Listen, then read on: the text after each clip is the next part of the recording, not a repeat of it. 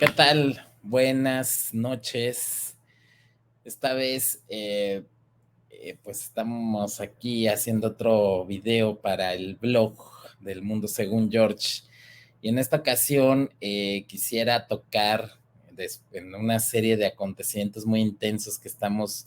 viviendo en los últimos meses y semanas. Pues quisiera tocar lo que estamos viendo de la crisis profunda de la cultura popular occidental,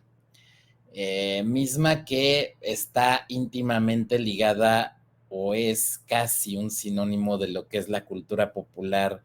estadounidense, ¿no? Eh, Actualmente pues estamos viendo que realmente nuestro vecino del norte, Estados Unidos, que nos guste o no, es la potencia hegemónica de nuestra civilización occidental, este entorno que según Samuel Huntington está conformado por Europa, lo que es América y en Oceanía vendrían a ser Australia y Nueva Zelanda. Eh, Son pues, o la civilización occidental viene a ser entendida como todos aquellos lugares, o está ocupando a todos aquellos lugares y territorios que se encuentran, digamos, o en los que se encuentra dominante todo lo que son los valores culturales europeos, ¿no? Que fueron expandidos más allá de Europa y de Europa occidental en específico, una Europa que comienza en Polonia, y que también, digamos, comienza al oeste del Danubio, hacia el oeste del Danubio, sin contar la península de los Balcanes, y que, bueno, se caracteriza sobre todo por lo que viene a ser, según Samuel Huntington lo denomina, tiene entre sus características principalmente, o como Samuel Huntington, mejor dicho, lo caracteriza, pues tiene sobre todo que está ligada o enlazada a las tradiciones cristianas, católicas y posteriormente protestantes, como una derivación de la vertiente católica o del cristianismo occidental, mientras que pues tenemos una civilización eslavo oriental, cuyo eje se encuentra en Rusia y que tiene más bien su origen en la versión del cristianismo que se extendió dentro del Imperio Romano de Oriente después del cisma del imperio ante la muerte de Teodosio I el Grande, último emperador romano en gobernar el imperio unificado y dividir estos dominios entre sus hijos Arcadio y Honorio. La cuestión está de que nuestra cultura popular actual se encuentra íntimamente ligada a lo que ha surgido en Estados Unidos, sobre todo desde fines del siglo XIX hasta nuestros días. Eh, Hay que reconocer que en Occidente, pues lo que viene a ser la cultura ha tenido pues un desarrollo espontáneo que luego más tarde se empieza a evolucionar, por así decirlo, en elementos quizá cada vez más refinados, estudiados o académicos, como por ejemplo la música. Algunas cuestiones que hoy en día nos parecen de una cultura académica o muy elitista o reservada a ciertos sectores, como por ejemplo la ópera, pues tiene su origen en una música popular. Hasta inicios del siglo XX la ópera era un espectáculo popular al que acudía el pueblo en general, o sea, incluso la gente de clase obrera, de clase trabajadora, iba a la ópera. Lo mismo ocurría con el teatro, en que no debemos olvidar que los que hoy en día son considerados como grandes genios literarios o clásicos, como Shakespeare o como Lope de Vega, Calderón de la Barca o el novohispano Juan Ruiz de Alarcón, pues ellos escribían para el pueblo, escribían obras de teatro que eran representadas en lugares bastante, pues digamos, accesibles para todo el mundo, como eran los corrales de comedias en la España del siglo de oro, o teatros como el Globo, que eran muy parecidos a los corrales de comedia españoles, el Teatro El Globo de Londres, que pues eran simples espacios cerrados, sin techo, eran como al aire libre, con un escenario en un lado y con un patio en la parte central, en la que podía haber o no haber sillas y balcones alrededor desde donde digamos, la gente más pudiente podía presenciar las obras teatrales con mayor comodidad. Pero en fin, estos eran espectáculos populares y lo mismo la música de las óperas era una forma de expresión popular y el ballet lo mismo, y que sin embargo poco a poco se fue dando una evolución hacia que estos géneros fueran considerados como algo culto, mientras que surgían a la mano de los avances tecnológicos, principalmente de la grabación de audio, con Edison a fines del siglo XIX, con la invención del fonógrafo y posteriormente del gramófono y ya después del tocadiscos electrónico, etcétera, pues empezó a haber la creación de nuevos géneros, ¿no? Que fueron siendo considerados cada vez más, digamos que no eran de la gente con una cultura académica muy alta, ¿no?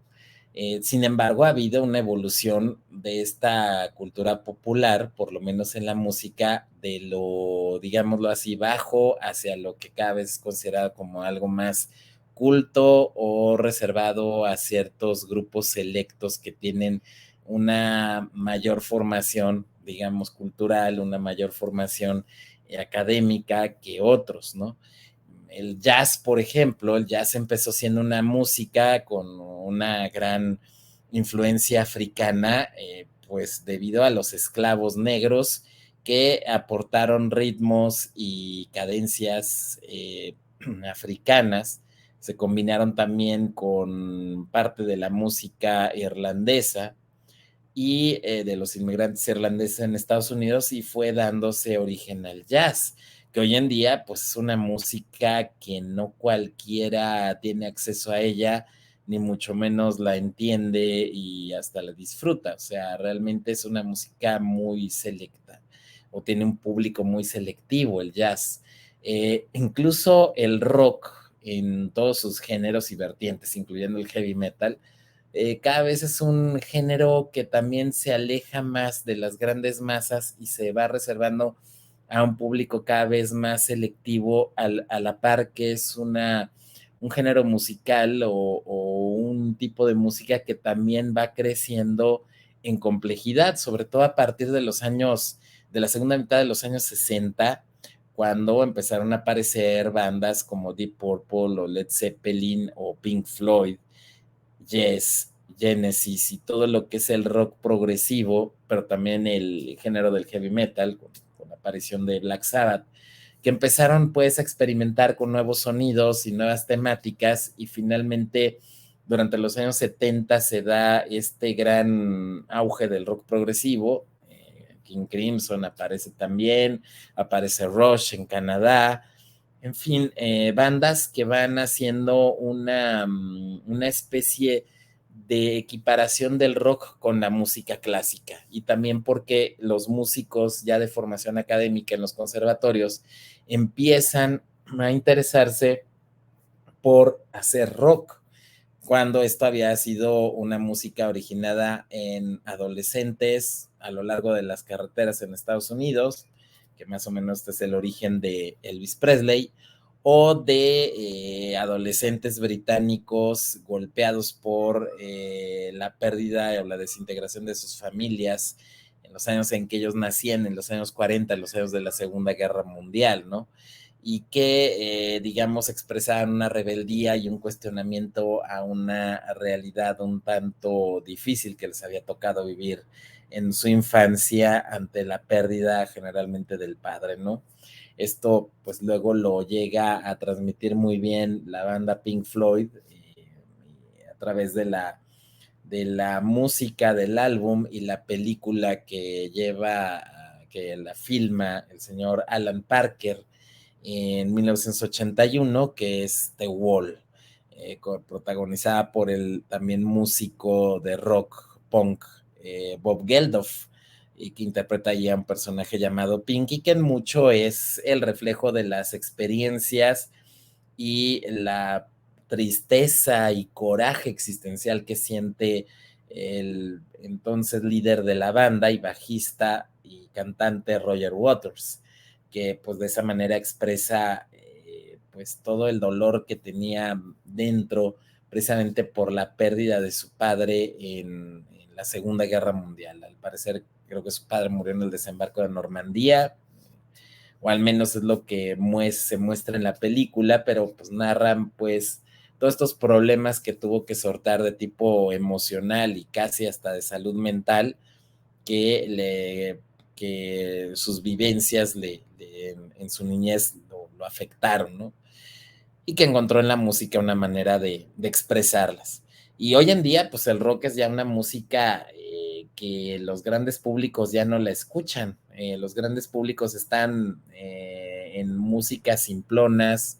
en sonidos simplones que difícilmente se pueden calificar de música, como lo es el reggaetón, eh, o algo que sirva para bailar,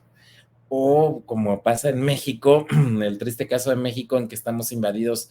por la narcocultura, incluso a nivel musical, ¿no? Con todos estos grupos derivados de las, perdón, de las antiguas bandas musicales de los pueblos, creadas incluso en la época virreinal, cuando pues muchos de estos conjuntos musicales fueron creados por los misioneros para contar con, digamos, conjuntos de músicos que amenizaran las fiestas, sobre todo patronales o religiosas de los poblados, ¿no? Pero que hoy en día pues han degenerado en una música que exalta muchas veces la criminalidad, exalta la búsqueda de riquezas y bienes materiales para conquistar así a mujeres hermosas pero interesadas, y que luego hasta curiosamente todos los intérpretes de esos géneros se parecen, ¿no? Son puro gordo cachetón medio con barba, con trajes supuestamente de rancheros, pero en fin, es parte de lo que hay en México, donde tenemos un falso folclore que nos fue creado e impuesto por la XW, por el llamado cine de oro mexicano y por Televisa, desde los años 30 a la actualidad, en la búsqueda de crear una especie de, o que fue parte de la creación del llamado nacionalismo revolucionario por parte del régimen del PRI, y que pues también hoy en día esto ha desembocado en algo totalmente pervertido, ¿no? Pero en fin, el caso es de que en Occidente, sin embargo, ha sido el cine y la televisión una forma mediante la cual Estados Unidos ha ejercido el llamado poder blando. Todos los imperios ejercen el llamado poder duro y también ejercen el poder blando. El poder duro está representado por el predominio militar de una gran potencia, con la cual se impone por la fuerza a los demás y establece también una serie de instituciones políticas que aseguran el gobierno o la dominación de los territorios y de los pueblos que se encuentran sujetos a ese poder imperial o ese poder hegemónico. O sea, para los romanos, el poder duro estaba representado por las legiones y en mucho por las instituciones políticas, como la creación de las provincias, el establecimiento de gobernadores o la existencia de los reyes clientes, ¿no? Pensemos en el caso más conocido, los reyes Herodes de Israel o de Judea en los tiempos de Cristo, ¿no? Y que eran reyes de nombre que estaban totalmente sometidos a la autoridad de los gobernadores enviados por Roma, y que estos gobernadores a su vez tenían el mando sobre las legiones, ¿no? Eh, tenemos que En el caso del Imperio Español, el poder imperial duro estaba representado por los tercios que se imponían en Europa principalmente a los enemigos protestantes y las grandes flotas marítimas como la que combatió en Lepanto contra el poder naval islámico y lo destruyó en esa batalla. En el caso de los británicos, pues también tenemos el poderoso ejército y la poderosa Royal Navy que derrotó a Napoleón en 1804 en Trafalgar y en 1815 en Waterloo, y que posteriormente estableció un dominio colonial sobre grandes partes de África, la India y una parte de Asia considerable, ¿no? Mientras que en América mantenía Canadá a pesar de haber perdido las 13 colonias que constituyeron Estados Unidos. Eh, pero todos estos imperios a la vez mantenían lo que es el poder blando. El poder blando es una serie de factores que se pueden denominar ideológicos o culturales que, digamos, aseguran la aceptación de este imperio, de este poder imperial, y que en cierta manera implican un compartir por parte del imperio hacia los otros territorios que va controlando, que va dominando, compartir su cultura hasta lograr una intervebración o una eh, in, invertebración que diga entre los territorios, digamos, provinciales y lo que es el centro del imperio, y que finalmente van creando una identidad común. En el caso de Roma, este poder blando estaba expresado por el derecho romano y su gradual extensión que culmina con el decreto de Caracalia, la constitución antoniniana del 212 después de Cristo, mediante la cual finalmente establece la ciudadanía romana a todos los hombres libres del imperio. Y además del derecho romano, la arquitectura, la ingeniería romana, la construcción de las grandes calzadas o carreteras romanas, los acueductos, los anfiteatros, los teatros, el urbanismo romano, en fin, toda una serie de factores que fueron extendiéndose hacia todo el imperio y que fueron finalmente haciendo que los originalmente dominados se fueran sintiendo e identificando cada vez más como romanos. Así, algunos historiadores hablan del paso del imperio romano a la romanía, y que se da precisamente cuando todos los pueblos que antes estaban sometidos al imperio, pues finalmente terminan volviéndose el imperio. Eh, Eso es lo que logra hacer el poder blando. En el caso de España, el poder blando fue la expansión del cristianismo, la expansión de la religión cristiano-católica, que fue finalmente, pues, que fue el factor que sacó de la barbarie a América, aunque les duela, o sea, sí, sí había civilizaciones indígenas, pero bueno, el hecho de que sacrificasen personas y practicasen el canibalismo ritual, que no tuvieran un sistema de escritura propiamente dicho, salvo los mayas, que no evolucionaran tecnológicamente de la edad de piedra, más los incas y los purépechas en Michoacán, que estaban apenas comenzando a generar ya o entrar en una edad del bronce, pues resulta que implica que pues, eran civilizaciones que materialmente y por diversas causas y factores, como lo habla Jared Diamond en su obra Armas, Gérmenes y Acero, pues se encontraban atrasadas con respecto a Europa y Asia en cuanto a su desarrollo material y tecnológico.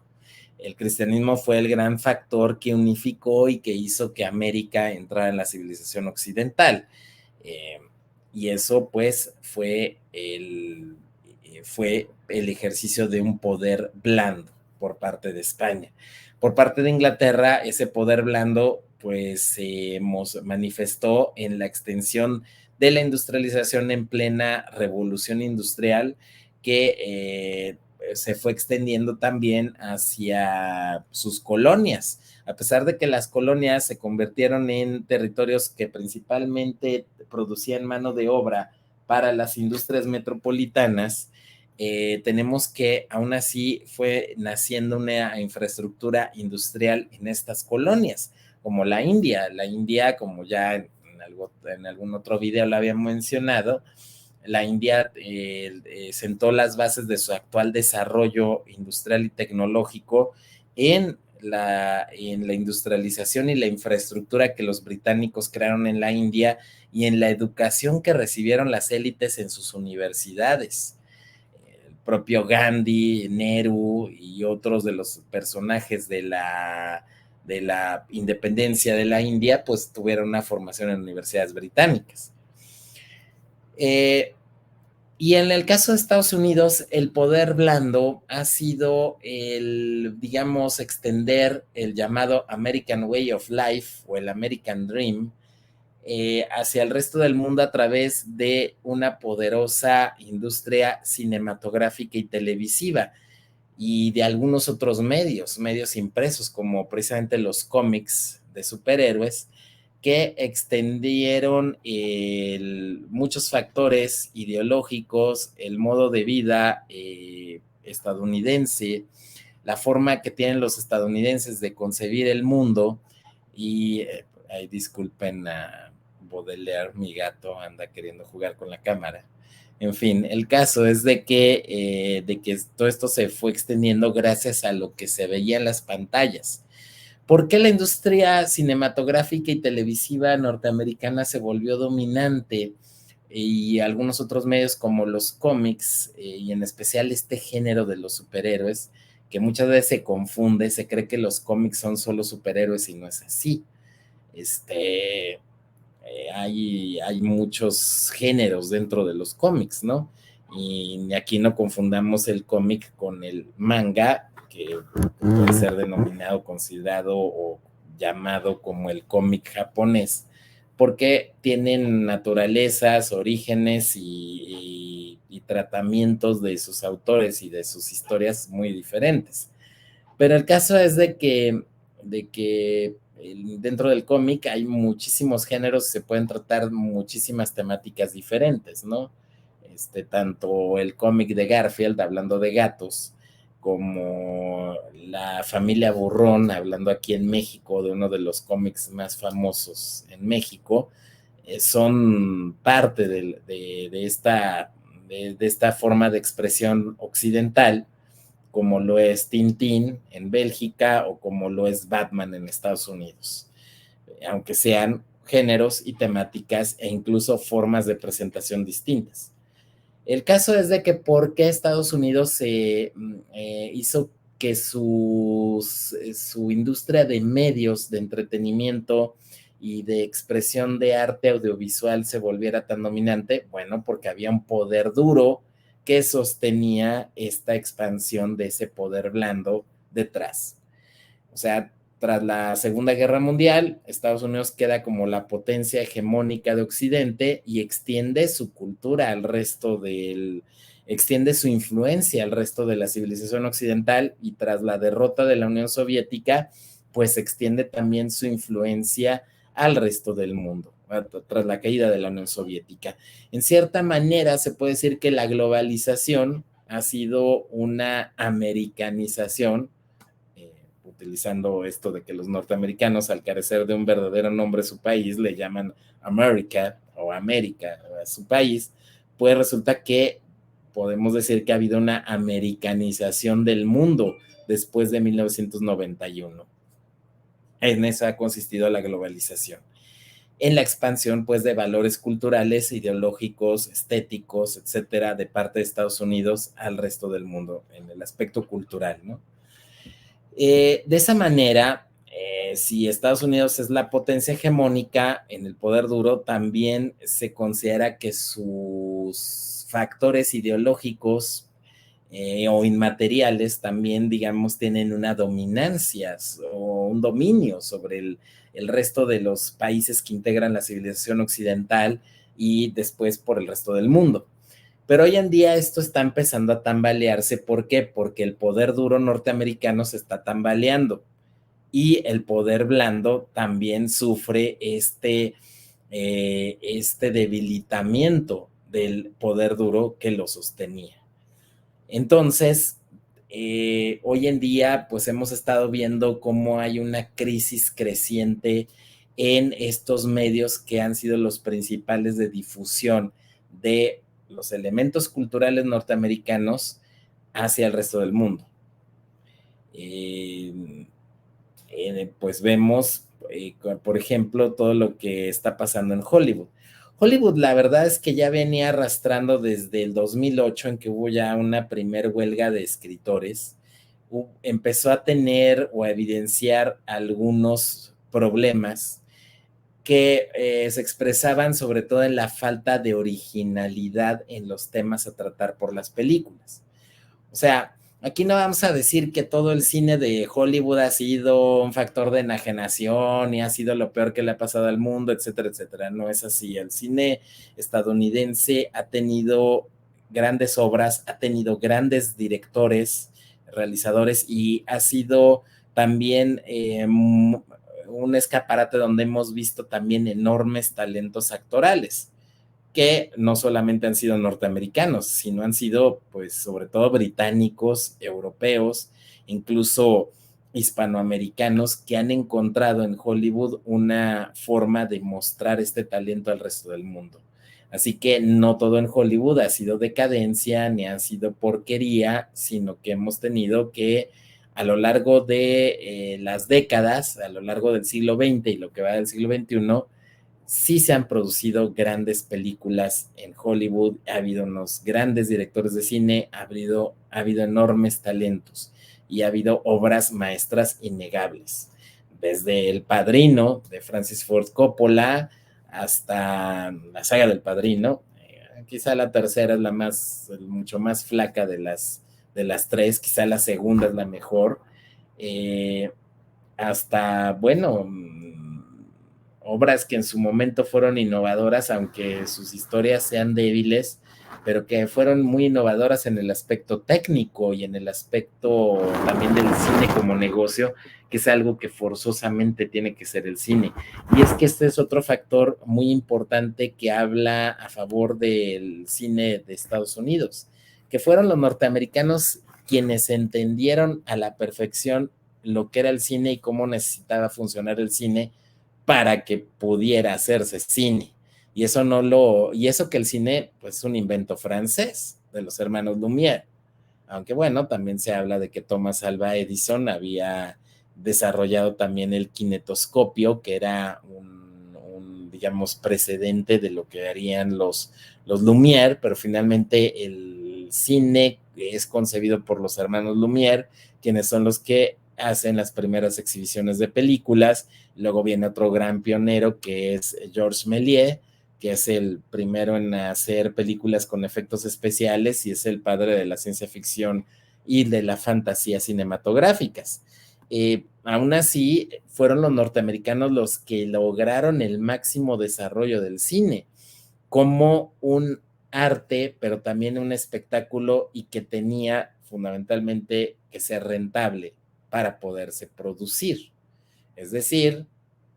el cine es caro en su realización. Lo digo yo, que tengo un sobrino que estudió cine, se dedica a ello, y que incluso en esta casa ha filmado algunos cortometrajes,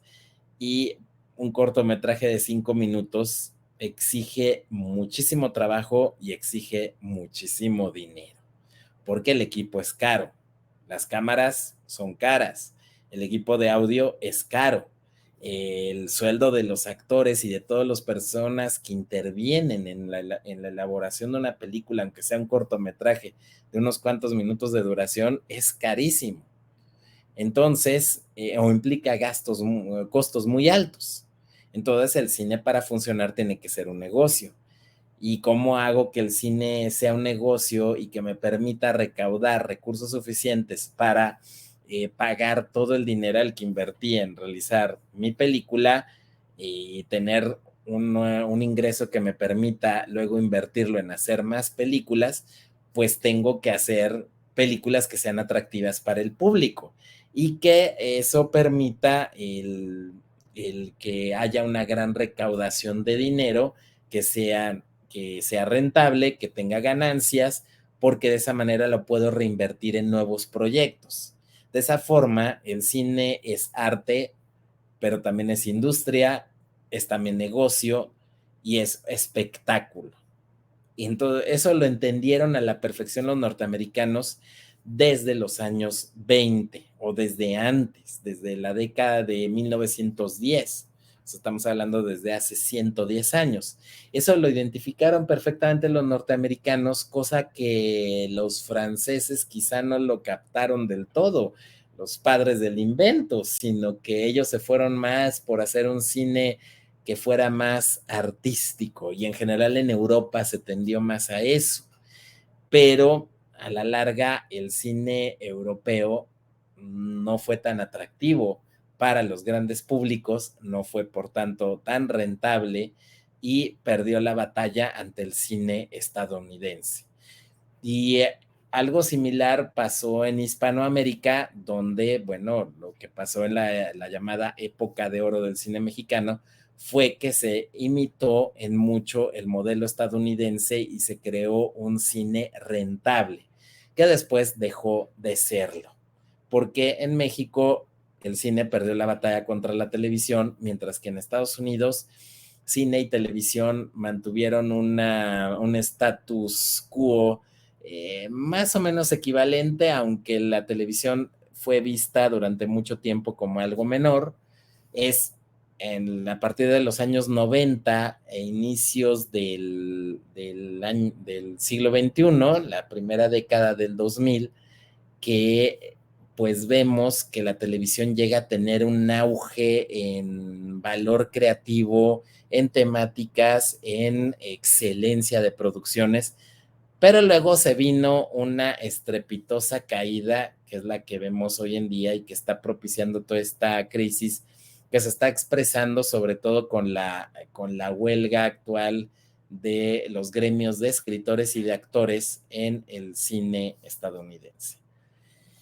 Pero bueno, ¿en qué es lo que está propiciando esta crisis en el cine en Estados Unidos? Yo diría que hay varios factores. O sea, muchos hablan de las temáticas progresistas que han entrado de lleno en el cine, sobre todo en la última década, como un factor preponderante. Pero yo digo que es uno solo de ellos y que muy probablemente ha entrado también no solamente por las intenciones perversas de las grandes empresas financieras que son las que mucho están detrás del financiamiento de los grandes estudios hollywoodenses, como por ejemplo BlackRock, y donde están muy metidos todos estos intereses de la llamada Agenda 2030, de las élites financieras y empresariales, etcétera, etcétera, que en las que ha calado hondo pues el mensaje de la posmodernidad de ideólogos como Foucault, Derrida, Karl Popper, en fin, tantos de estos pensadores, Alvin Toffler también, que pues son los que han generado todo este guacamole de ideologías basura que conforman lo que es el pensamiento globalista. Eh, y que, sin embargo, toda la generación de los que ahora vemos ancianos ya ocupando puestos de poder, y también que los vemos entre muchos de los que crearon la cultura popular actual, por ejemplo, en el ámbito musical, estamos hablando de la generación de los Beatles, de los Rolling Stones o de los Pink Floyd, pues son actualmente líderes que no han soltado el poder desde que lo tomaron en la década de los 90. Es la generación a la que pertenece pues el señor Joe Biden, quien tiene 80 años. Bueno, pensemos que Paul McCartney, el Beatle, o Ringo Starr, estos dos miembros de los Beatles, pues resulta que tienen 82 años, 83 años de edad. O sea, son de esa generación. Tenemos al Papa Francisco I, Jorge Mario Bergoglio, que también es de esa generación a sus 85 años de edad. Tenemos a la señora Hillary Clinton, que pertenece también a ese grupo de edad. Incluso, pues, bueno, aunque son más jóvenes, pues Bill Gates o Jeff Bezos, pues son hijos de gente que perteneció a esa generación y que ahora pues ya tienen 50 y tantos, 60 años y están pues dentro eh,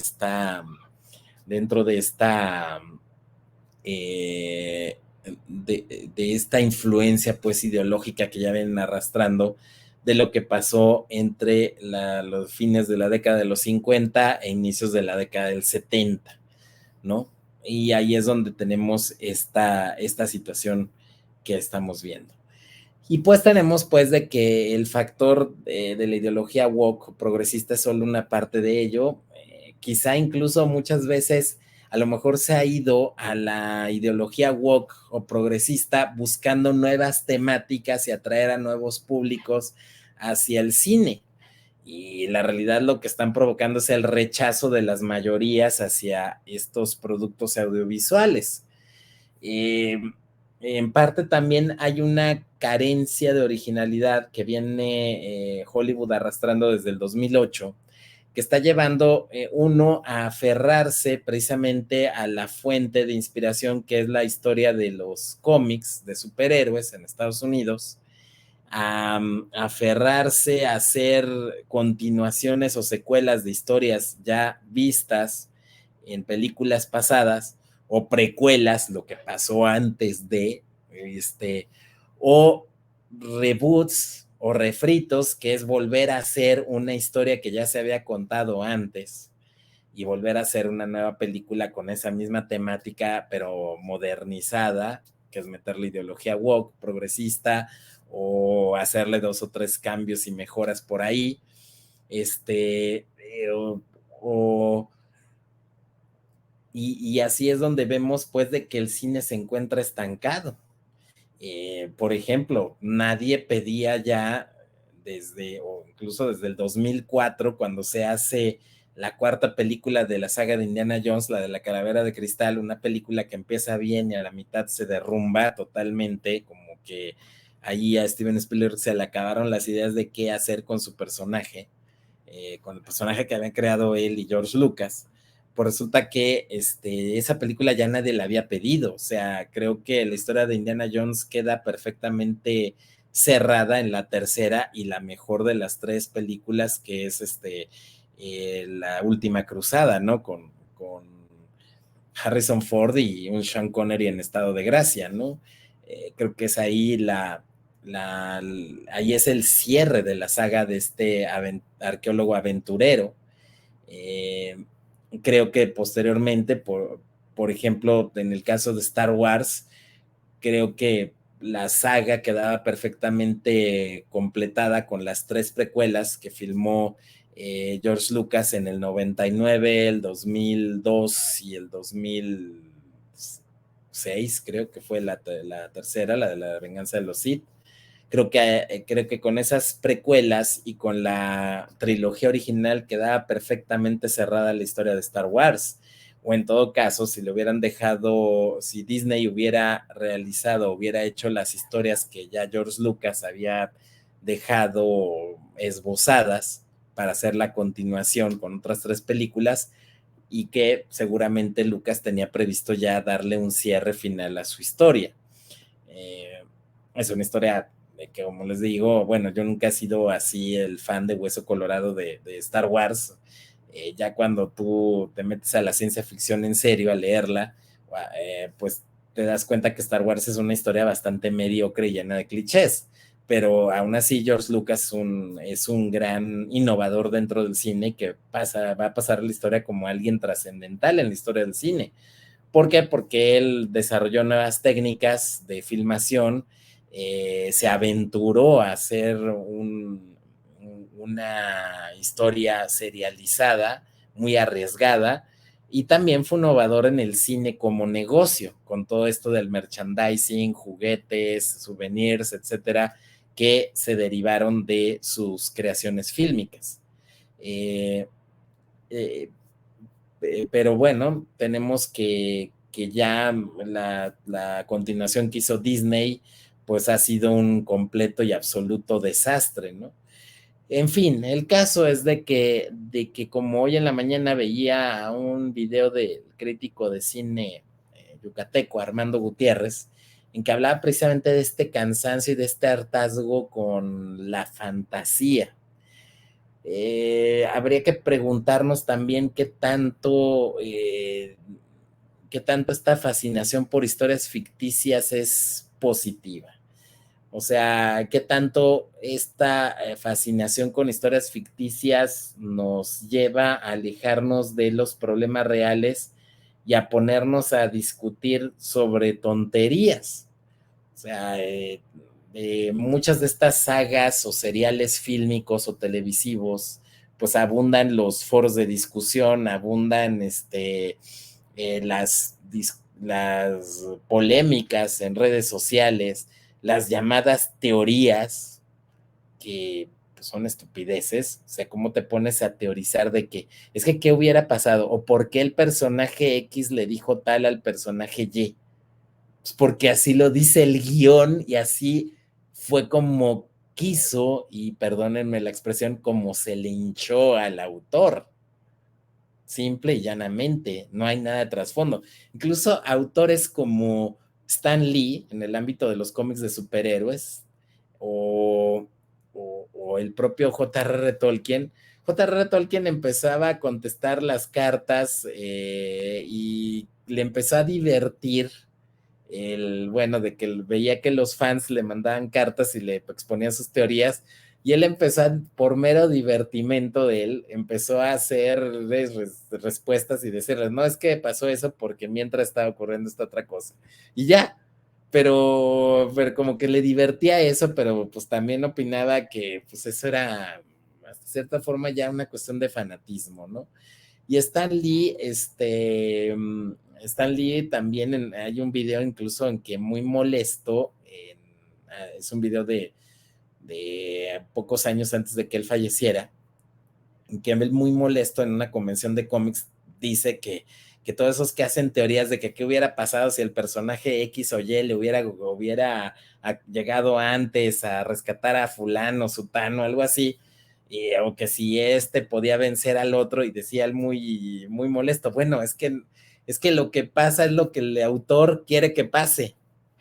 y todas esas teorías y planteamientos, eso no tienen sentido, son personajes ficticios. Disfruta la historia que te ofrece el autor y ya, no hay más. Y esto es cierto, o sea, las historias de ficción no son malas, o sea, siempre han existido estas historias épicas desde el cantar de Gilgamesh en Babilonia, ¿no? En Mesopotamia, hace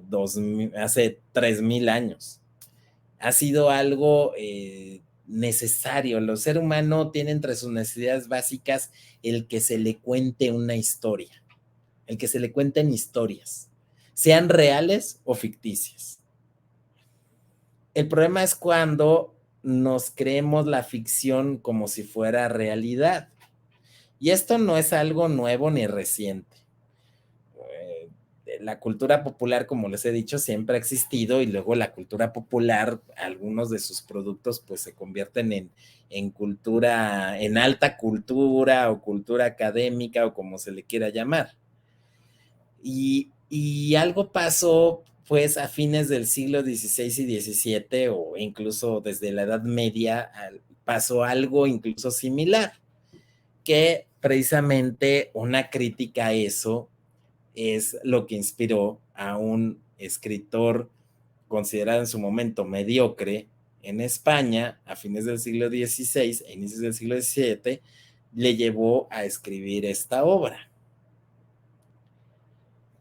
El ingenioso hidalgo Don Quijote de la Mancha es quizá la obra literaria más sobredimensionada de la historia. No sobrevalorada, sobredimensionada. Es cierto que es una obra cumbre de la literatura. Tampoco, algo que no es tan cierto es que fuera la primera novela de la historia. Novelas ya había. Bueno, la Ilíada y la Odisea tienen mucho de novela. Sí, se dicen que son cantos épicos. Bueno, si no la leemos en griego, queda en prosa. En griego, pues está en verso, pero traducida al español o traducida al inglés, parece un texto en prosa y se convierte en una verdadera novela. Tanto la Ilíada como la Odisea o como la Eneida, escrita en latín por Virgilio.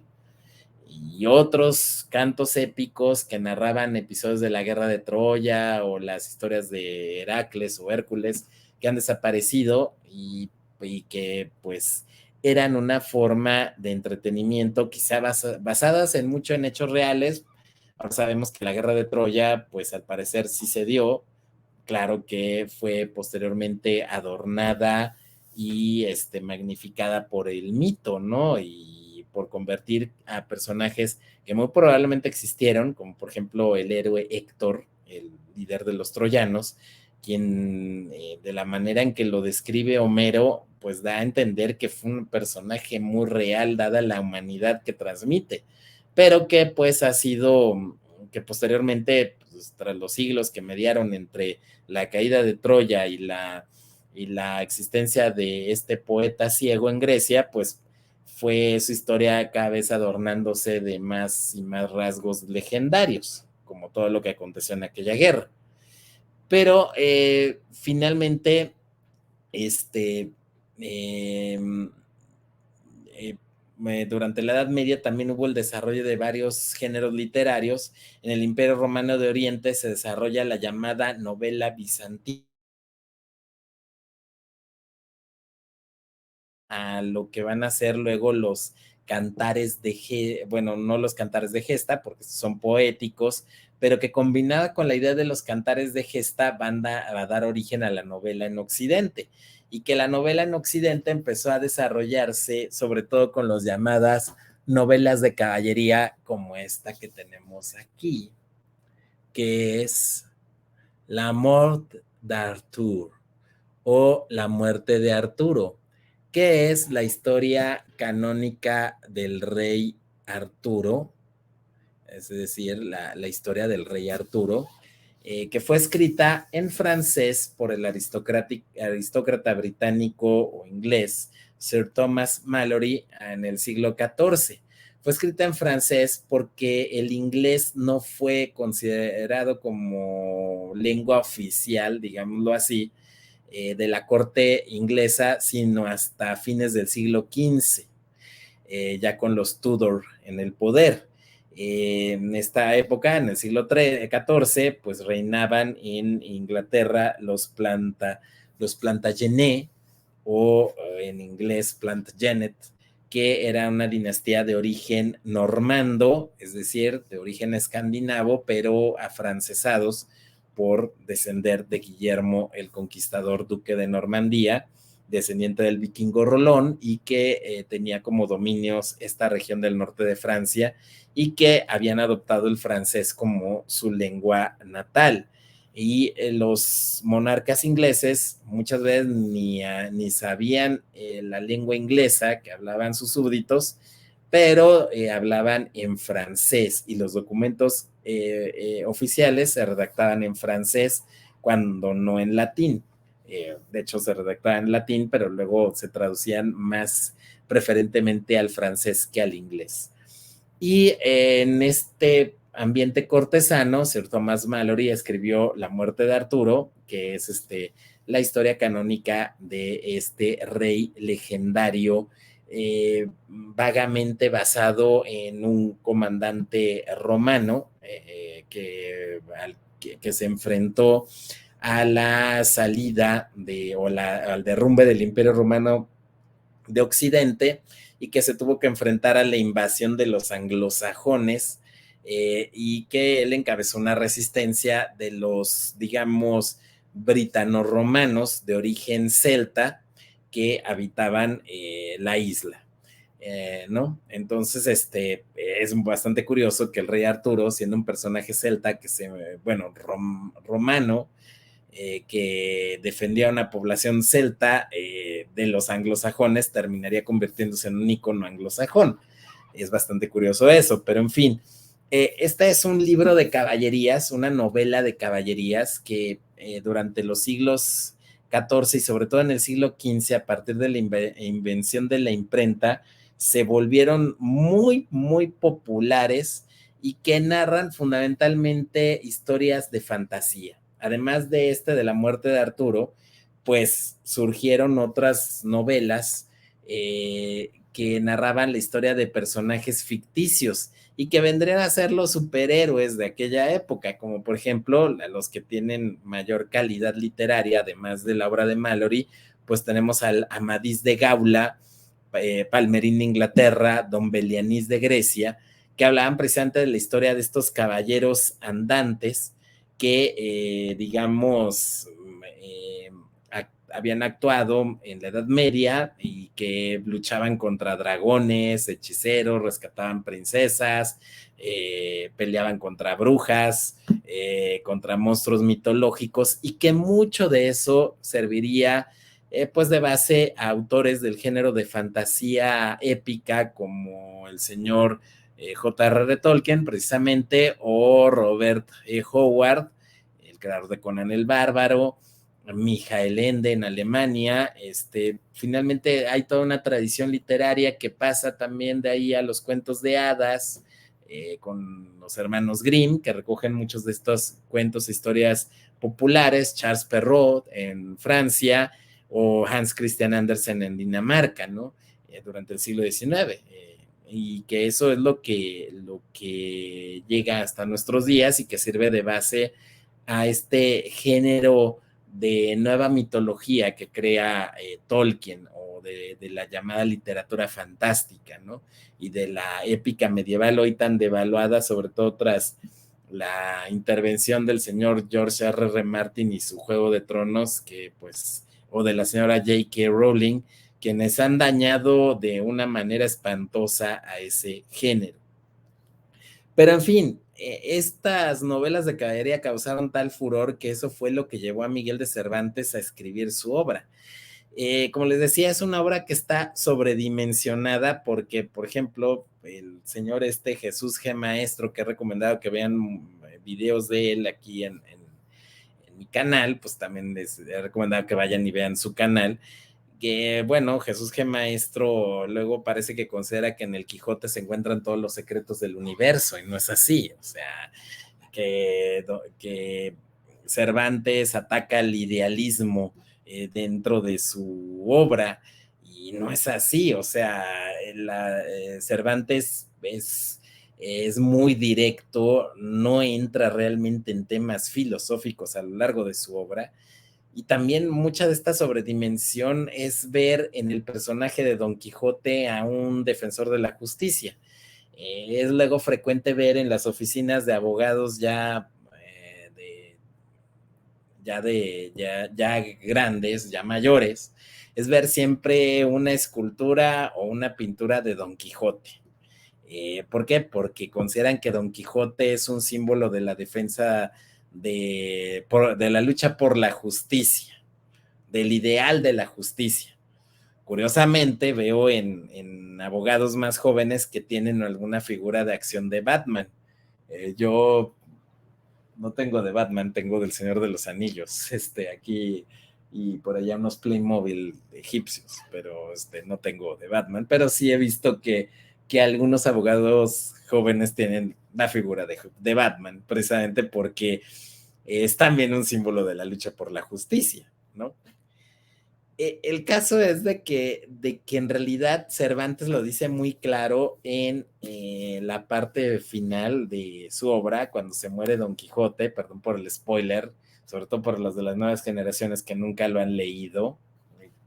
y supongo que les da mucha flojera leerlo. A ser honestos, yo nunca he leído completo al Quijote.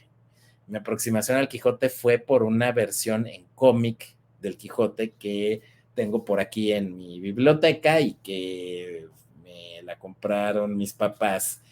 cuando yo estaba en la primaria. Pero leer el Quijote completo de pe a pa es bastante complicado para una persona del mundo de hoy. ¿Por qué? Porque Don Quijote está escrito muy al estilo de su época, en que la gente precisamente invertía mucho de su tiempo libre, la gente que supiera leer y escribir, precisamente leyendo. Entonces podías tener mucho tiempo para leer una novela que en sí misma encierra novelas incluso y que tiene muchas líneas argumentales y muchos episodios que se extienden por varios capítulos o varios arcos, diríamos hoy en día, arcos narrativos. El caso es que, por ejemplo, en la parte final, Cervantes es muy claro de cuál es su intención al escribir esta obra. Y dice que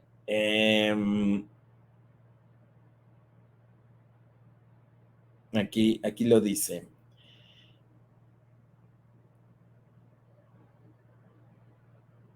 A ver. Es que está escrito en una letra bien chiquita en esta versión. De Editores Mexicanos Unidos, es una edición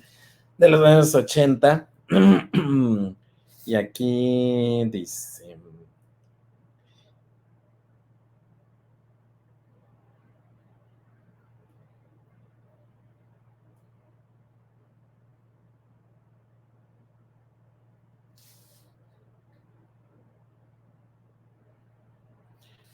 y yo quedaré satisfecho y ufano de haber sido el primero que gozó el fruto de sus escritos enteramente, como deseaba, pues no ha sido otro fruto no ha sido otro mi deseo que poner en aborrecimiento de los hombres las fingidas y disparatadas historias de los libros de caballerías, que por las de mi verdadero Don Quijote van ya tropezando y han de caer del todo, sin duda alguna. Eso es lo que quería Cervantes al hacer su obra,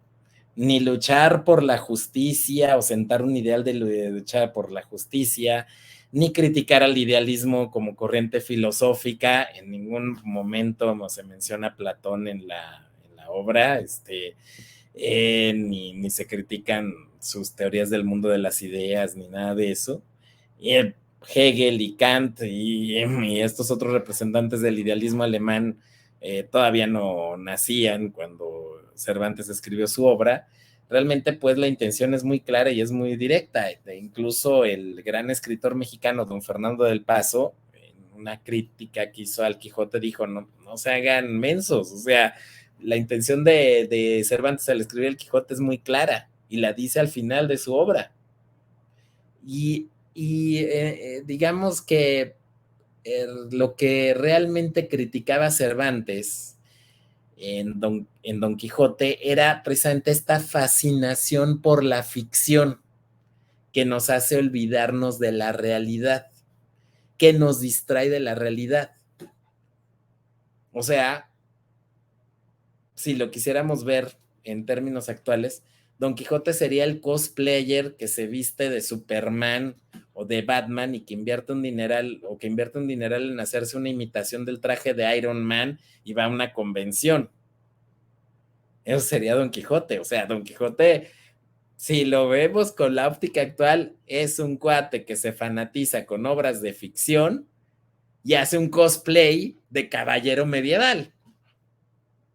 Se pone ahí una armadura que había sido de sus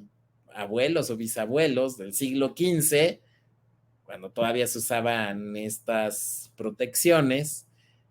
cuando las armas de fuego eran más primitivas. Don Quijote, Cervantes no lo sitúa en otra época, sino en la época contemporánea a él, al inicio del siglo XVII, una época en que el desarrollo ya de las armas de fuego estaba poniendo en desuso a las armaduras. Todavía se usaban armaduras, pero estas ya eran más ligeras y concentraban todo el blindaje en la coraza. Incluso las armaduras de inicios del siglo XVII eran bastante curiosas porque eran las corazas con una forma barrigona, precisamente por el principio de coraza inclinada que luego se utilizan actualmente los barcos de guerra y los tanques y de otros vehículos militares, que precisamente tienen una forma que permita desviar la trayectoria de los proyectiles o absorber el impacto de los proyectiles y desviarlos de esa manera. Entonces, esas armaduras de inicios del siglo XVII eran bastante curiosas porque la coraza parecía así que el que la usaba iba a traer ahí una panza, pero era precisamente una gran panza, pero era precisamente para producir el efecto de que se absorbiera el golpe de la bala y esta rebotara. Pero poco a poco, a lo largo del siglo XVII, ya en el siglo XVIII, pues, las armaduras fueron abandonadas porque ya eran inútiles, era como traer encima papel, porque daba igual si las traías puestas o no, ante las armas de fuego cada vez más avanzadas, y pues era más fácil quitarte el peso de encima de una armadura y así moverte con mayor velocidad para esquivar las balas que el andar con una coraza cubierto totalmente de metal con 25 kilos de acero encima, que aunque estaban diseñadas que permitía una gran facilidad de movimientos, como se ha podido demostrar, pues de todos modos, pues daba igual si lo trajeras o no por las armas de fuego. Entonces era mejor no traerlas. Y ya para, pues Don Quijote hace realmente un cosplay de caballero medieval en el siglo XVII y así se va arriba de su caballo, abandonándolo todo. Era Don Quijote, según lo describe Cervantes, pues era una persona de una posición económica desahogada, era un aristócrata rural, un hidalgo, de alguien de la baja nobleza, que tenía tierras, que tenía cierta posición económica que le permitía no trabajar y vivir de sus rentas y dedicarse a coleccionar libros sobre los superhéroes de aquella época, que eran los caballeros andantes de las novelas de caballerías: el Rey Arturo, Sir Percival, Lancelot, Galad, Amadís de Gaula, Belianis de Grecia, Palmerín de Inglaterra, o personajes reales que habían sido transformados por la literatura en seres fantásticos, como como Carlomagno mismo y los 12 pares de Francia, que eran 12 altos nobles de Francia, que eran sus guardia de élite, como encabezados por el conde Roldán de Bretaña, que era su sobrino y que era además el jefe de esta guardia de élite, que eran los 12 pares, donde estaba también el arzobispo Turpín de Reims, que originalmente se llamaba Tilpino y que de hecho no fue contemporáneo a Carlomagno, vivió un poco después, bajo el reinado, creo que del hijo de Carlomagno, de Ludovico el Piadoso, y y resulta que pues todos eran convertidos fueron convertidos por la literatura, por el Cantar de Roldán, y otras obras, como por ejemplo el Orlando Furioso, que Orlando es la versión italiana de Roldán o Rolando, y y en el que pues salía que Roldán y los otros 12, 11 que conformaban con él, los 12 pares, pues peleaban contra gigantes, dragones y monstruos mitológicos y montaban un Pegaso para llegar a la luna y cosas así, ¿no? Entonces, eso pues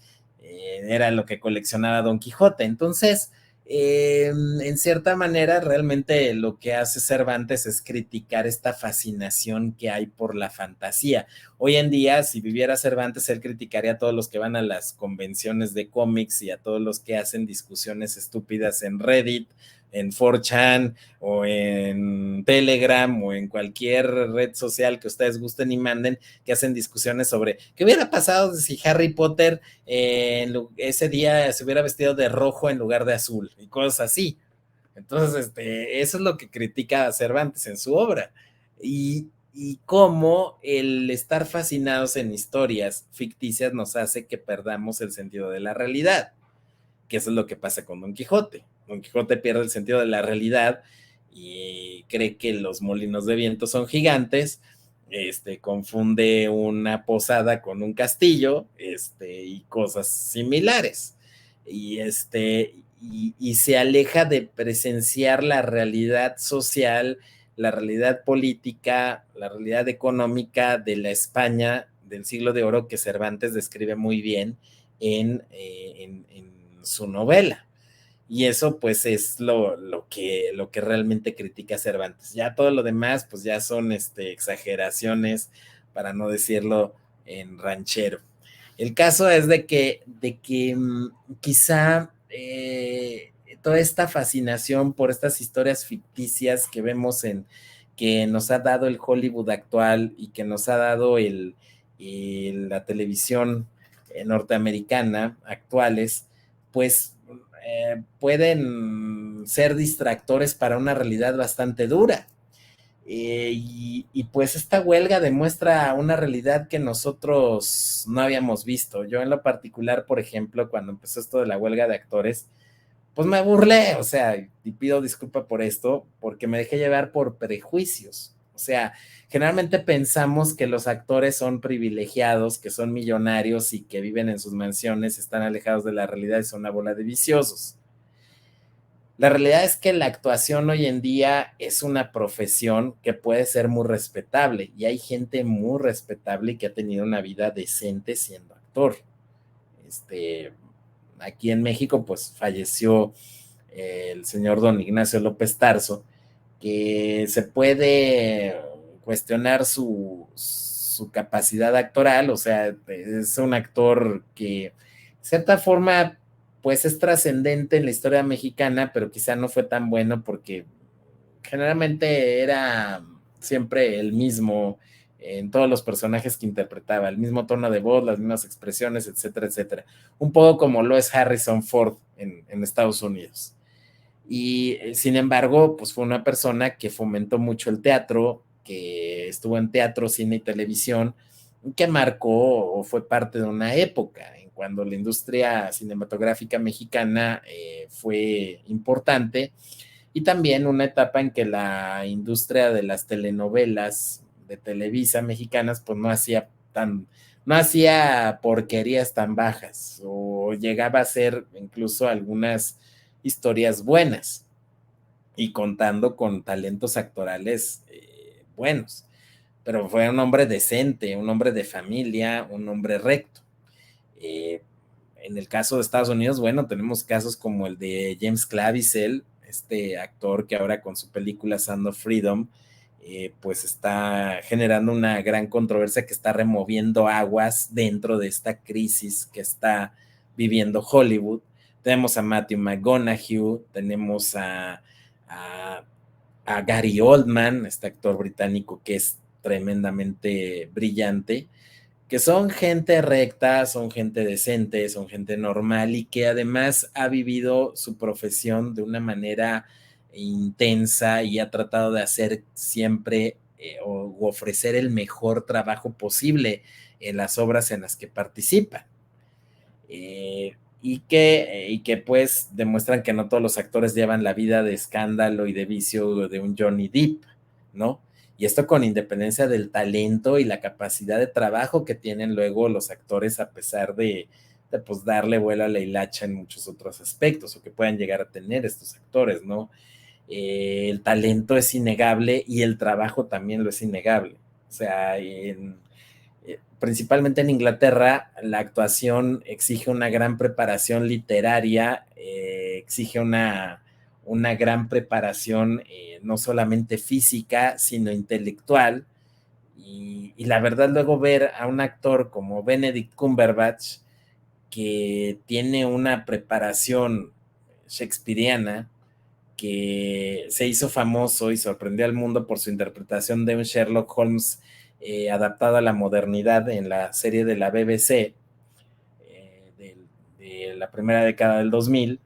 pues resulta que luego verlo de superhéroe de Marvel, pues da un poco de pena ajena, lo que los gringos llaman cringe, ¿no? Lo que en inglés se dice cringe, o sea, ver un talento de ese tamaño desperdiciado en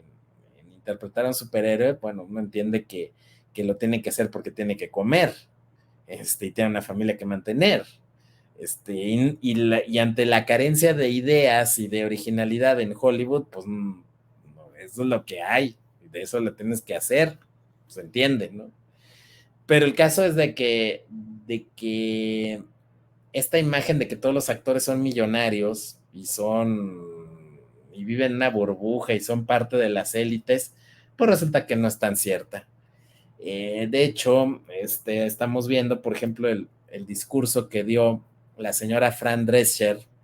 la famosa niñera de la serie de los 90, una serie extraordinaria, una de las mejores comedias televisivas que jamás se han hecho, que además tenía un mensaje muy positivo, muy bueno, o sea, eh, esta serie de televisión de la que ella fue coproductora y guionista, directora y creadora, pues tenía un mensaje muy positivo, o sea, siempre tendiente a favor de la unidad de la familia, del valor del matrimonio, del valor de la maternidad, de incluso de cómo también ella defendía la masculinidad, cómo ella misma impulsaba a su patrón, el señor Sheffield, con el que se acaba casando, un viudo rico inglés, productor teatral, pues ella lo impulsa a que actúe como padre, como autoridad en su casa, que tenga valor, que se afaje los pantalones, o sea, ella misma lo impulsa a hacerlo, eh, pero actúa ella también como una consejera y una verdadera amiga del señor Sheffield, o sea, eh, es una serie de un gran valor. Yo creo que luego esto que se ha asociado a la señora Drescher con causas un tanto wokes, pues no es tan cierto. Yo creo que en el fondo ella es bastante más similar a su antecesor en el cargo de líder del sindicato de actores como fue Ronald Reagan. Creo que ella en el fondo es más así. Ha tenido ella también una vida muy difícil, muy dura. O sea, ella es de origen humilde, viene del barrio de Queens, en Nueva York, un barrio de clase media baja. Se casó con su novio de la preparatoria, no tuvo hijos con él, luego el marido que fue coproductor de la serie de La Niñera y todo, pues resultó que era homosexual y se divorció de ella lo tomó con humor, hizo una serie cómica hace ya algunos años acerca de esa situación que se llama Happily Divorced, pero ella incluso estando casada, un día cuando su marido estaba ausente, pues se metieron unos ladrones a robar y la violaron, o sea, y ella, sin embargo, pues se ha mantenido, es una mujer fuerte en mucho, creo que es una mujer que ha tenido una vida en muchos aspectos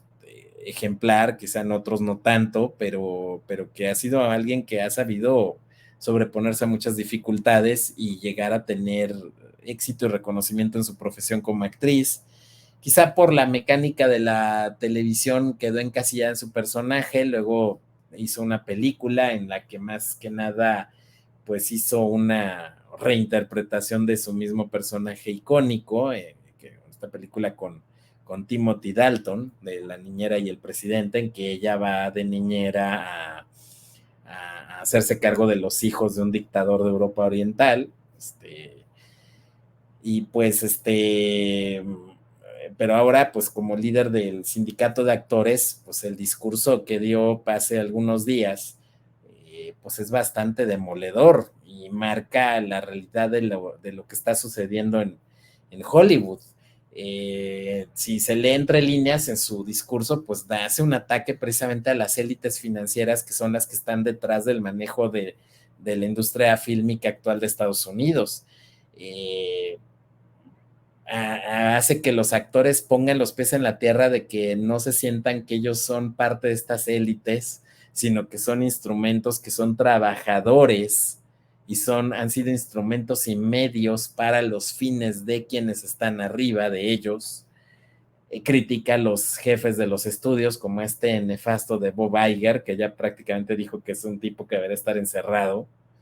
porque, porque hace mucho daño. O sea, este nefasto de Bob Iger, que es el CEO de Disney, eh, y pues marca cómo realmente pues la industria de Hollywood nada más ha servido para enriquecer a los financieros y a los altos ejecutivos de los estudios. Los actores pueden cobrar mucho por las películas, pero luego resulta que esos honorarios que cobran por filmar una película, pues con la mecánica actual del streaming, pues resulta que puede ser el único pago que reciben y ya después ya no reciben regalías, porque antes con las repeticiones en los canales tradicionales, tanto de TV abierta como por cable, venían los llamados pagos residuales, que eran las regalías por las retransmisiones. Hoy en día, por ejemplo, en el caso de la señora Drescher, pues su serie de televisión la pueden repetir, digamos, aquí en TV abierta, en TV Azteca, serie, corporación televisiva que originalmente la transmitió aquí en México, y la pueden retransmitir una y otra vez la serie, y pues de ahí eso le genera regalías a ella y a todo el elenco que participó y a todos los que estuvieron participando en la serie, le genera esas regalías. Pero si esa misma serie subida a una plataforma de streaming, pues resulta que ya no genera esas regalías, porque nada más contaría como que la subieron a la plataforma, compraron los derechos y les pagaron de ahí. Pero ya después, pues no se puede decir que haya retransmisiones. Lo que hay es que el usuario elige ver esa serie y puede ver un mismo episodio o puede ver la serie completa una y otra vez, pero eso no son retransmisiones y no generan regalías. Como resultado, pues los actores solamente reciben un solo pago. Piénsese, por ejemplo, en las series ya más modernas. Pensemos en esta serie que fue Dark, esta serie alemana de Dark. Resulta que se subió directamente a Netflix y a los actores les pagaron cuando filmaron, pero ya después, ya subida a la plataforma, ya no reciben más ingresos. A los guionistas se les paga una vez y puede que se les pague muy poco por hacer un guión X. Y luego ese guión es alterado, modificado por los departamentos de edición y todas estas áreas que ahora habían creado de igualdad y diversidad en los estudios, y podían modificar y hacer tropelía y media con los guiones. Pero al guionista le pagan sus $300 por hacer un guión, y luego la serie resulta ser muy exitosa, o la película resulta ser muy exitosa y ya no recibe más dinero. A lo mejor le pueden dar el Oscar por el mejor guión, pero ya de eso no significa que va a recibir una regalías. Ya sería una graciosa concesión por parte del estudio que le pague un bono por haberse ganado el Oscar. Pero ahí es donde vemos pues que hay todo un esquema injusto. Y luego si además tenemos ahora el añadido de la inteligencia artificial, y en esto es muy curioso, hace unos 20 años hubo una película un tanto profética sobre esto, que fue con Al Pacino. La película se llamaba Simone, y era acerca de un productor de cine, encarnado por Al Pacino, que deseoso de tener éxito con una película en la que resulta que no puede conseguir a una actriz famosa para protagonizarla, pues decide contratar a un experto en informática que le crea a su protagonista perfecto, una actriz virtual, una creación de inteligencia artificial que se llama Simulation One, que por lo tanto abreviado es Simone. Y entonces la gente cree que Simone es real, y es en realidad una inteligencia artificial, una persona virtual que no existe en la realidad. Más o menos por esos años se dio esta película de Final Fantasy, basada en el videojuego,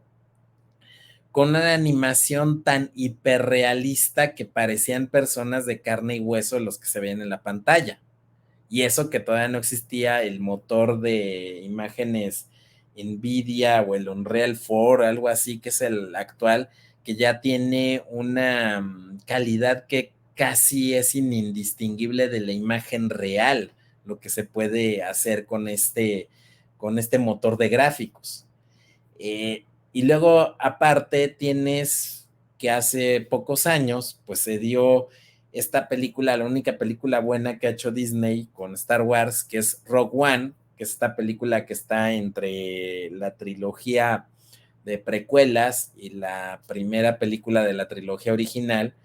y que narra cómo se roban los planos de la Estrella de la Muerte y se los mandan a la princesa Leia, ¿no? Y que ahí pudimos ver al actor Peter Cushing, que ya tenía pues más de 20 años muerto, y lo pudimos ver ahí encarnando al personaje de Moff Tarkin. ¿Y cómo lo hicieron? Pues con inteligencia artificial. Consiguieron un doble de cuerpo al que le encimaron la cara de Peter Cushing, este actor, interpretando al comandante de la Estrella de la Muerte, Moff Tarkin, y sintetizaron por internet la voz de este legendario actor británico, de Peter Cushing, gran amigo de Christopher Lee, de de Peter O'Toole y de Vincent Price y de Richard Harris, que eran una bolita de amigos, ¿no? Y bueno, en el caso de Peter Cushing con Christopher Lee y Vincent Price, pues fueron los amos de las películas de terror en los años 50 y 60. Y Cushing luego también encarnaría a Sherlock Holmes, por ejemplo. Y pues resulta que volvió a la vida Peter Cushing para encarnar de nueva cuenta a ese personaje, pero era un Peter Cushing virtual. O sea, utilizaron su imagen y su voz sintetizada por computadora para que volviera a aparecer ese personaje. Entonces ahí es donde tenemos que lo que se refiere la Nana Fine en su discurso cuando estalló la huelga es muy cierto. O sea, pueden utilizar la imagen de un actor, lo pueden suplantar después con un modelo electrónico creado de él y nada más se le pagó por una vez y todo lo demás ya no se le vuelve a pagar porque esta construcción artificial es propiedad del estudio, no de él. Y tendría que ahí negociarse que reciba regalías por la utilización de su imagen. Parece que Bruce Willis ya negoció algo así. Y ahora que él se retiró por sus problemas de salud mental, de que padece demencia senil, prematura, pues resulta que puede ser una opción para él seguir ganando dinero, el que los estudios sinteticen su imagen y su voz en cualquier etapa de su vida y él pueda recibir regalías por ello. Pero porque él fue listo y firmó un contrato individual en ese sentido. Entonces ahí es donde tenemos, pues, de que se han mezclado varios factores. Si a eso le añadimos también esto que se denuncia en la película de Voice of Freedom, The Sound of Freedom, perdón, producida por el mexicano Eduardo Verástegui y protagonizada por el actor James Claviezel, este actor que hizo de Jesucristo en La Pasión de Mel Gibson y que luego posteriormente fue rescatado por el boicot que le hicieron como consecuencia de ello. Fue rescatado por J.J. Abrams, director de cine que hoy en día es de lo más woke, pero yo creo que está obligado a ser woke, o si no, no trabaja y si no, no come. Lo mismo que este otro director de cine, Ryan Johnson, quien había hecho una magnífica película de ciencia ficción, Looper, para luego hacer las porquerías que hizo en Star Wars, o esta basura de Glass Onion y demás. Knives Out está más o menos, pero la de Glass Onion es una porquería en que se ha tenido que plegar totalmente a la ideología woke. Pues resulta que esto es que J.J. Abrams rescató a James Claviezel para hacer una serie que es directamente crítica del globalismo y de la inteligencia artificial, como es Person of Interest, y de todo este capitalismo de vigilancia que denuncia la profesora de Harvard, Shoshana Zuboff. Resulta que ahora que en Son of Freedom, pues se habla acerca del tráfico de niños con finalidades que, bueno, no necesariamente pueden ser solamente para la explotación sexual, sino también para la explotación laboral, puede ser este tráfico de personas, pero que muchos asocian directamente con todos los rumores que hay de la existencia de sectas extrañas, de cultos diabólicos, de grupos de perversión sexual en Hollywood y en la política norteamericana, y eso también le está pegando a un Hollywood que estaba promocionando en las últimas entregas, pues grandes dosis de sexualización para con los niños. Y, y, y pues esto pues revela mucho de la asquerosidad que hay en estos sectores, y eso ha pegado durísimo, ¿no? Muy probablemente lo que se venga a futuro es de que Hollywood quizá no se vaya a levantar de esta crisis, y lo que se va a dar es una serie de producciones cada vez más independientes, que a lo mejor los grandes estudios van a entrar en una fase de decadencia irremediable después de esto, que ya lo estamos viendo con Disney, y que probablemente cada vez va a apostarse más por la independencia de creadores y de actores, por hacer proyectos que en lo que ellos quieran efectivamente hacer y no condicionados por grandes estudios que a su vez están condicionados por grandes financieras a seguir ciertos patrones ideológicos y probablemente eso pueda salvar la libertad creativa. Pero yo creo que los días de Hollywood como principal instrumento del poder blando estadounidense están contados y es parte pues de la decadencia que estamos viendo de Estados Unidos. Bueno, ya me alargué mucho con este video, pero quería hacer esta reflexión de cómo veo las cosas en esta crisis de Hollywood, en esta crisis de la cultura popular en general. Yo sí creo, como Cervantes, que debemos de dejar de fascinarnos tanto por la fantasía. Está bien, yo he sido fan de los cómics de superhéroes desde los 4 años, pero nunca me los he tomado en serio. Me gustan las historias, sé todo sobre los personajes y sé quién con quién y cuál con cuál y todo eso, pero, pero es un mero hobby, no nos debe de distraer de la realidad. Y qué mejor como, y aquí yo coincido totalmente con el señor Armando Gutiérrez, o sea, como él dice, o sea, no nos hagamos tontos. El mundo está lleno de problemas y nunca vamos a ver a Batman a llegar a enfrentar a los traficantes de personas, por ejemplo. Nunca vamos a ver a Superman resolviendo una crisis humanitaria en Afganistán.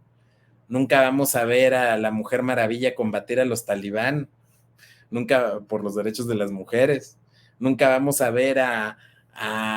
James Bond o Ethan Hunt enfrentar a Nicolás Maduro en Venezuela. O sea, tenemos que ser realistas. Las historias de ficción tienen una labor muy importante, o han tenido siempre en la historia humana y en la cultura humana un valor fundamental de diversión, de distracción, de enseñanza también, de cuando enseña valores positivos. Pero hasta ahí, el ya ponernos de que si Harry Potter hubiera hecho esto y lo otro y le hubiera mentado la madre a Voldemort 2 días antes, hubieran sido mejor las cosas, eso es atacar los molinos de viento pensando que son gigantes. El tomarse en serio de que por qué Batman esto y lo otro. También el hacer teorías sobre Star Wars y sobre si Han Solo hubiera hecho no sé qué cosas, es perder el tiempo.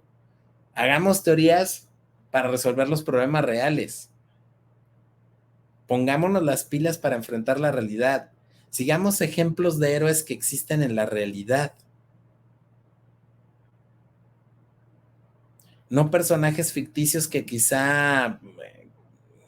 ya incluso ya están sobreexplotados. Yo siempre he insistido en esto, o sea, creo que personajes como Spider-Man, como Superman, como Batman, ya cumplieron su ciclo y que tanto los editores de Marvel como de DC se han olvidado de un factor muy importante. Toda historia tiene un principio y toda historia tiene un final. Es algo que, por ejemplo, en el manga japonés se respeta. El creador de Attack on Titan creó una historia que tiene principio, desarrollo y final. Y ya terminó la historia. Que le están alargando en la presentación en anime es otra cosa, pero la historia ya en el manga tuvo su principio, su desarrollo y su final. Y punto. Incluso culebrones como One Piece o como JoJo Bizarre Adventure van a tener su final. Y los creadores ya lo han dicho, tienen el final, pero lo tienen guardado, todavía no lo quieren sacar. ¿Por qué? Porque todavía tienen que pasar ciertas cosas para llegar a ese final tal y como lo tienen ya pensado. Pero es porque es un arte en el que se respeta la creación del autor, porque son obras de autor. Y en el caso del cómic de superhéroes norteamericano, el cómic es un producto comercial que es propiedad no de su autor, sino de la empresa que lo edita. Y esta quiere sacarle jugo a los personajes, aunque ya estén totalmente secos. Y ya no tiene sentido que sus historias se sigan alargando después de cuando ya están, en el caso de Batman y Superman, están ya cerca de los 100 años de publicación, o sea, no frieguen, o sea, ya póngale punto final, o sea, ahí Christopher Nolan lo manejó muy bien en su trilogía, que supo darle un final. La historia de su Batman se termina definitivamente y no tiene manera de empezar, de volver a empezar, se acaba. Pero en fin, o sea, eh, esta, que la figura de superhéroe además, también yo creo que ya está fuera de contexto, o sea, los superhéroes de DC surgen en el contexto de la preguerra, cuando ya era inminente el estallido de la Segunda Guerra Mundial en los años 30, y surgen precisamente como vehículos de propaganda, incluso los primeros personajes de Marvel. Luego el gran auge que tiene Marvel en los 60 de la mano de Stan Lee y de Steve Ditko es porque es el pleno apogeo de la Guerra Fría y tiene un sentido la figura del superhéroe como un vehículo de propaganda y también como un vehículo de fomentar ciertos valores heroicos y de patriotismo en la gente ante la presencia de un enemigo como pueden ser los nazis y el imperio japonés o posteriormente la Unión Soviética. Entonces, tenían esa razón. Pero, por ejemplo, fuera de Estados Unidos, la figura del superhéroe no tiene sentido. En México, por ejemplo, se creó el personaje de Calimán, pero curiosamente Calimán, creado por un mexicano, dibujante, siempre se me olvida el creador de Calimán,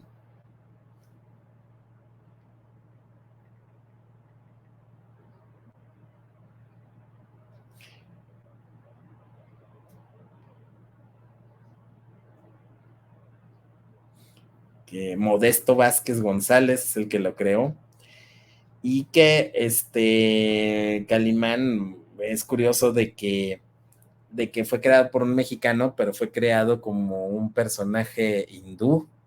como alguien de la India y que además vivía sus aventuras en las décadas finales de la dominación británica, ¿no? En los años 20 y 30, ¿no? Como muy al estilo de hoy Indiana Jones, ¿no? O sea, ¿por qué? Porque en el contexto mexicano un superhéroe no encaja. Ha habido intentos y nunca ha encajado el pensar en un superhéroe mexicano y que actúa en México, ¿no? O sea, es muy, está muy fuera de lugar. El cómic mexicano puramente, como por ejemplo la familia Borrón o Chanoc, es totalmente distinto y no es la figura del superhéroe. Es las vivencias de una familia de clase media baja, la vida de un pueblo en la costa de Guerrero que enfrenta problemas reales y un chavo que es pescador y lanchero y que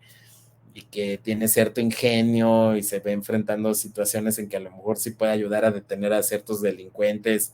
o resolver un problema ecológico, cosas así, pero no es un superhéroe, ¿no? La familia Borrón, pues por supuesto que no hay superhéroes ahí, ni en Simón Simonazo, que era sobre la vida de un estudiante de la UNAM en los años 70, en los años 80, o sea, no encaja ahí aquí en México la figura de un superhéroe, y en Europa, pues tampoco. El cómic europeo es muy diferente, es humorista como Mortadelo y Filemón en España, puede tratar temas históricos como el Capitán Trueno, sobre un caballero español en la Reconquista y las Cruzadas. Puede tratar puede ser infantil como el Rey Babar, el Rey de los Elefantes,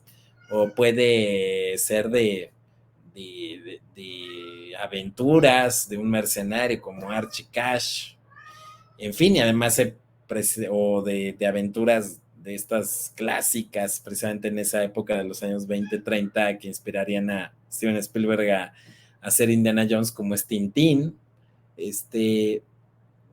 además se presenta no en revistas periódicas, sino en álbumes, en tomos ilustrados de mayor extensión que una revista de cómic y que salen cada que quiere el autor, ¿no? Cada 10 años, cada 15 años, ¿no? Y se muere el autor y dejan de salir, como pasó cuando la muerte de Hergé y se acabó Tintín. Pero en fin, bueno, quería hacer esta reflexión acerca de esta crisis de la cultura popular, y sobre todo de origen estadounidense, por aquí se oyen los maulliditos de Karenina, mi gatita, que anda coqueteando por aquí, y pues les agradezco su atención, ay, perdonen que se haya alargado tanto este video, pero pues estamos al pendiente de toda esta crisis cuesta abajo de muchos aspectos de nuestro mundo occidental. Muchas gracias.